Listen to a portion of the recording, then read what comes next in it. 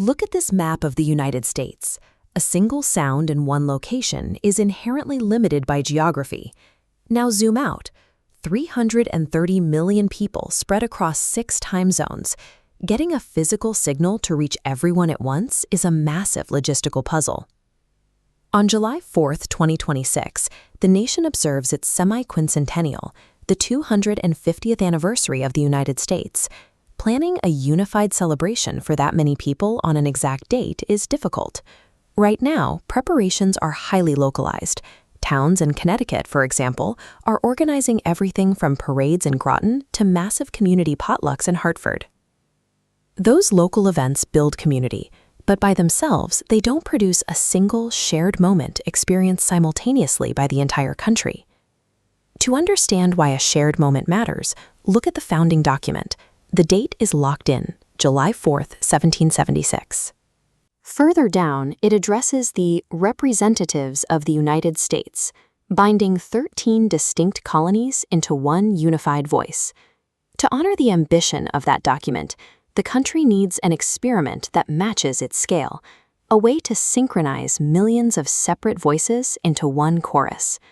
Long before digital communication, communities relied on an analog solution for getting everyone's attention. A heavy bronze bell swinging in a local tower served as the town's acoustic signal to gather, to mourn, or to celebrate. Bells are embedded deep in American civic history. The Liberty Bell, with its famous crack and the Pass and Stow inscription, is arguably our most recognizable physical artifact. Previous generations leaned heavily on this exact technology. During both the 1876 centennial and the 1976 bicentennial, coordinated bell ringing served as the acoustic centerpiece of the celebrations. Today, the National Bell Festival is resurrecting that tradition. A physical, acoustic event rolling across the landscape creates a tangible connection to the past, something a digital live stream simply cannot replicate. This map shows the chronological cascade required for a continental ring. To ensure simultaneous chiming, start times stagger from east to west. Plotted on a timeline, ringing initiates at 2:50 p.m. Eastern, stretching back to 8:50 a.m. in Hawaii. To keep things organized, participants using manual, rope-pulled, or handheld bells follow a strict numerical guideline. They will ring exactly 13 tolls, representing the original 13 colonies. But the requirements for automated and electronic bell systems are much more of an endurance test.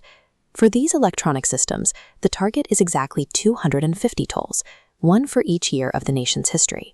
Spaced at 13-second intervals, this radial chart shows how that sequence creates a continuous wave of sound lasting nearly a full hour. Handbell choirs and carry-ons have their own specialized instructions, performing custom-arranged sheet music like Songs for America to fill out the frequencies.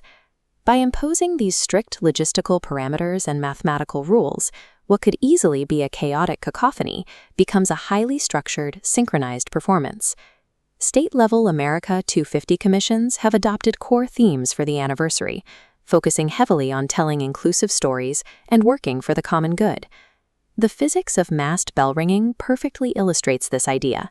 When you look at this visualization of multiple distinct sound waveforms converging, they smooth out into one massive harmonic frequency band. No individual note is erased. They all contribute to the whole. In this acoustic space, everyone carries the exact same weight.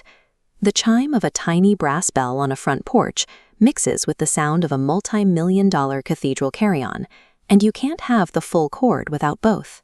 The resulting canopy of sound becomes a literal, auditory manifestation of the American motto, E pluribus unum, out of many, one.